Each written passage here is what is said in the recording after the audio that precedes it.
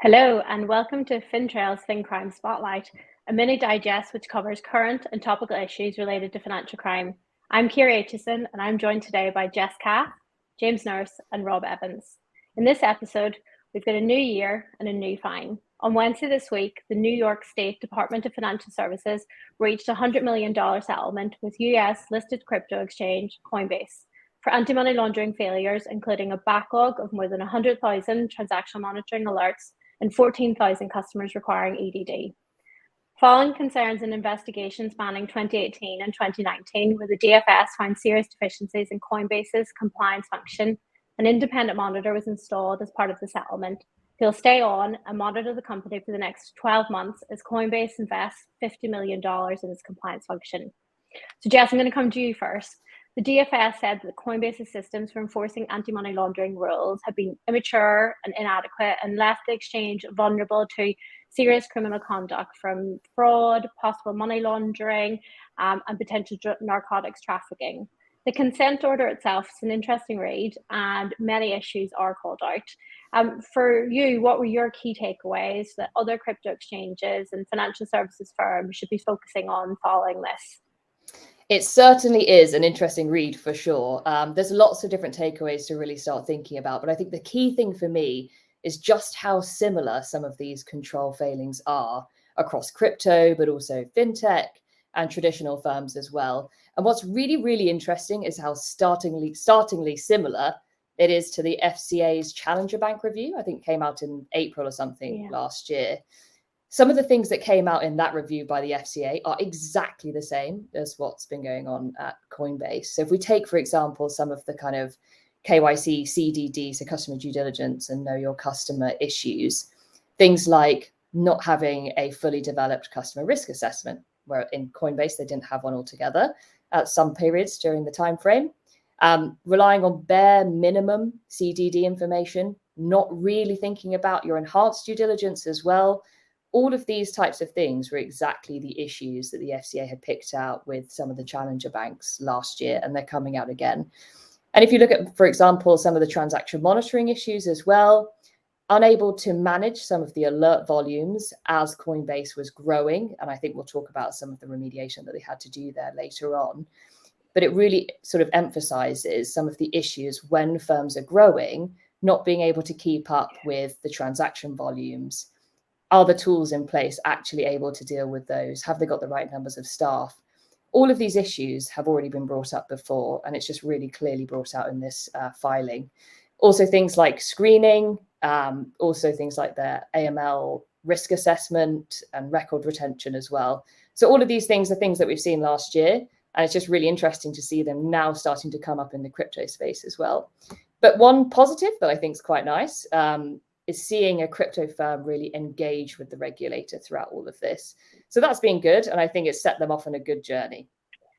I think that engagement piece is quite important, and we've seen that reflect in a number of the FCA enforcement actions where they've talked about the nature of engagement has helped in terms of moving it forward. But I think that parallel you draw with the FCA Challenger Bank review, you could nearly tick against many of the points that were called out from there.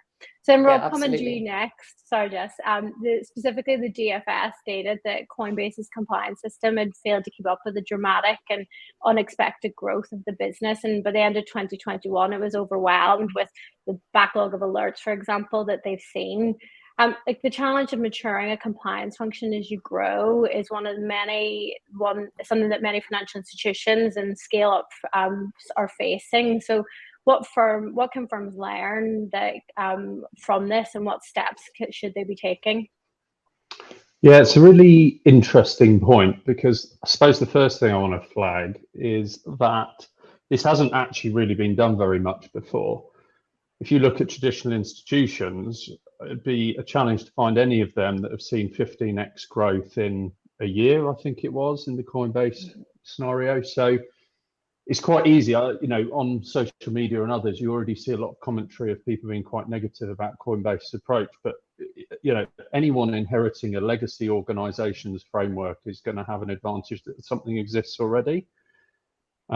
So I think we need to put this in that context, that is huge growth. Now, I think there is some debate to be had as to whether, and certainly a conversation we have had with clients before is, should you be throttling that growth back to ensure that your compliance capability can keep pace with it, or vice versa? But that is very, very rapid growth in a short period. So we should acknowledge that. I think a couple of key things for me is risk assessment. So it was flagged in the consent order anyway, but ensuring you've got a robust company-wide risk assessment, financial crime company-wide risk assessment, but you're actually using it to make decisions is absolutely critical. And I think probably is one of the areas where they fell down in this scenario, because ultimately they should have been keeping that up to date as the company was accelerating and customer acquisition was accelerating, and used it to make decisions. It's all well and good having it, but how is that informing executive decisions? So where an executive management with a decision made to keep the onboarding going at the same pace if compliance wasn't able to keep up with it. So I think that's an interesting area to explore, and I'm sure something they're going to be focusing heavily on, and certainly something that we encourage our clients to think very carefully about, and especially when you are seeing those rapid changes in the business, making sure you're refreshing that risk assessment methodology and outputs and what you do with it on a regular basis. The other thing I wanted to flag for me was around quality assurance, and I mean that in purest terms. You talk about it in the second and third line of defence, or maybe even first line, depending on how your business is set up. But there was obviously a lack of assurance and quality control going on within the business. I think that has a couple of implications. I'd love to understand what sort of audit regime they were operating prior to some of these findings becoming evident. But also, it was clear from the consent order that assurance, internally delivered assurance, was lacking as well. And that seems to have continued into remediation. And unfortunately, that has created more challenges for them. So I suppose it is actually a very difficult area of three lines of defence to convince executive management to invest in upfront. But it's an area that absolutely people need to have front and centre when they're looking at building a compliance framework that will scale effectively with their business, because it's that stops you getting into the situations that you're seeing there with Coinbase and others in recent times. So I think this case will help people make that argument for that investment. And I think that's a good thing. Unfortunately for Coinbase, they need to be that use case. But, it's there, absolutely making sure you've got robust assurance and quality audit and oversight going on, so you identify these issues before the regulator identifies them for you, is really, really important, and certainly something we encourage our clients to think about. Yeah, I think that's a really valuable point regarding sort of the audit and the assurance oversight, but then acknowledging the growth as well too, because like James, like we talked earlier about remediation. So like we've seen that huge growth that they've seen, which has created those unmanageable levels as we've talked about in terms of alerts. And the response was naturally to hire in. They brought in over 1,000 contractors to try and remediate this. But as Rob said, that brought challenges. I think the DFS said it was insufficient oversight and they were rife with errors. And I think there were some particular oversight issues with a few contractors who'd worked quite a lot of alerts through themselves. So when we're looking at remediation and remediation approaches, James, what's key for firms in setting themselves up for success in terms of tackling something of this magnitude that Coinbase would have had to be looking at?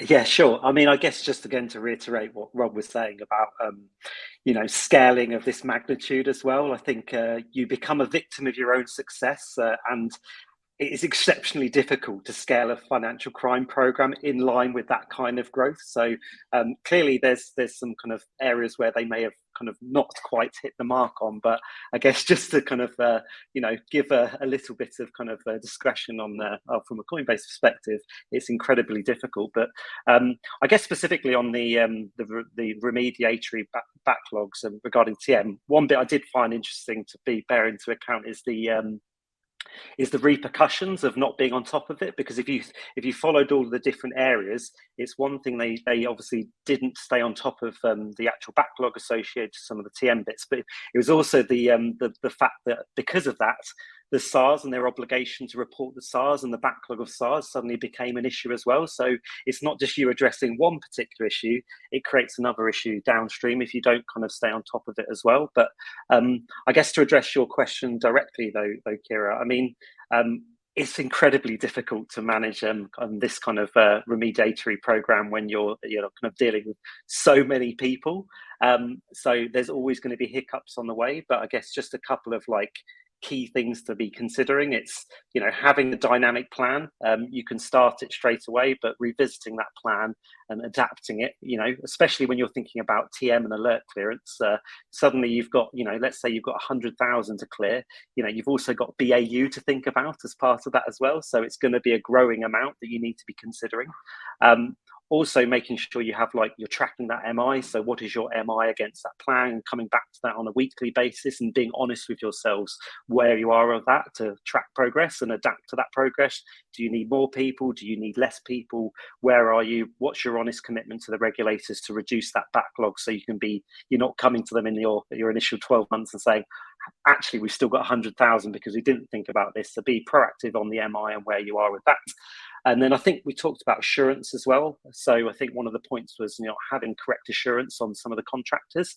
So for instance, if you're deploying, you know, let's say 1,000 contractors, how many like QCs you need against that? How many team leaders do you need against that to make sure the quality? You can clear 100,000 alerts by going like this, can't you? But if the quality is not there, it's kind of irrelevant. So I think if you're having, you know, for every, let's say, 10 contractors or analysts, you need one QC, whatever proportion that you think. So just making sure that's in your plan as well. I think that quality bit was certainly something that came out in terms of this, in terms of remediation issues and what they had seen in, with some of the contractors, as we said. So like one of the things I think that came out that the DFS had said is that they were treating compliance to some extent as simple checkbox exercise, and I think we've all heard of that approach. And the issues that we're seeing, they're not new. We've seen similar examples time and time again. Like maybe just come back to you to start with. Like, why are we continuing to see firms in the same predicament? Yeah, I think this comes down to a bit of a kind of cultural issue here, but it's kind of amplified in this situation, more to Rob's point, just about how quickly they grew. And if you're dealing with such a period of massive growth, you've got this question around, should we just set the minimum standards and get things off the ground immediately? We need to get the onboarding process working, for example. We need to get some kind of transaction monitoring in place. Let's just get it working to some extent and then deal with the growth. And then what ends up happening is that you've kind of forgotten, as you've grown at such a speed, to actually go back and re-review to make sure whatever you put in place, that simple checkbox, actually works. And I think what they've done here is probably putting that at the forefront, and then not necessarily taking a step back and thinking, have we just ticked a box, or are we actually identifying where our risks are? Because that's what we should be doing when we're building an anti-financial crime framework, is really taking that step back, looking where the actual financial crime risks are, assessing those, and looking to mitigate, monitor those risks. But I don't necessarily think that's really happened here, but really interested to find what James or Rob might think about this one as well. I mean, I reiterate the failings, the continued failings across the board, not just, you know, fintechs, payment firms, crypto, banks, everyone, on having an appropriate customer risk assessment. I think a lot of businesses deem it like a customer blocker, but actually it should be an enabler. If you correctly assess the risk of your customers appropriately, you know, you proportionally can apply, you know, more intrusive EDD for your higher risk customers if you know them really well, because they are higher risk, and actually for your, you know, lower risk customers, do, you know, your more standard due diligence, or simplified if it's due as well. So it should be an enabler if you do it properly. Yeah, I think that's important. I thought one of the key thoughts I came away, especially on that bit, was scalability of the technology they were deploying. It was evident that, a bit like Jess was saying there, they put something in, but hadn't maybe considered how will this scale against growth.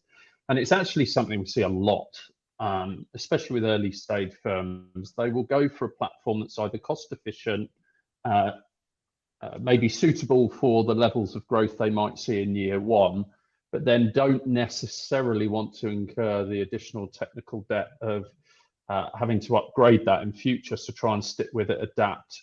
Same comes down to build or buy debate, which we could have a whole nother session on, maybe another day. But it'd be interesting to know whether they built their own or bought in some of the technology they were applying. But ultimately, thinking about how your systems that are critical parts of your control infrastructure are going to scale with your business, especially if you see rapid growth, is really, really important, because that's your backstop. You're relying on those systems to do some of that work for you. And yes, this was extraordinary levels of growth, but then that comes back to my point, which is there should have been a discussion at exec level to say our controls cannot keep pace with this. We're going to have to throttle onboarding slightly to enable us to keep growing. And I think that's where, unfortunately, that oversight fell down. But thinking about that technology stack as to what that means and how you're going to scale it is like super important. And the one thing I would say to anyone who's listening, who's been operating for a while now, make sure you are dealing with any technical debt that you have now within your compliance infrastructure, and make sure that you are setting up your systems to scale, because this is a great example of what happens when you don't invest in that infrastructure. And capacity planning as well. I'll just tech's one thing, but capacity planning, vitally important. It's scaling everything, isn't it? The resources and the technology in line with the growth. Great. Well, thank you. Thanks to Jess, James, and Rob for your time today, and everyone watching the first of our FinTrail FinCrime Spotlight mini digest. Bye.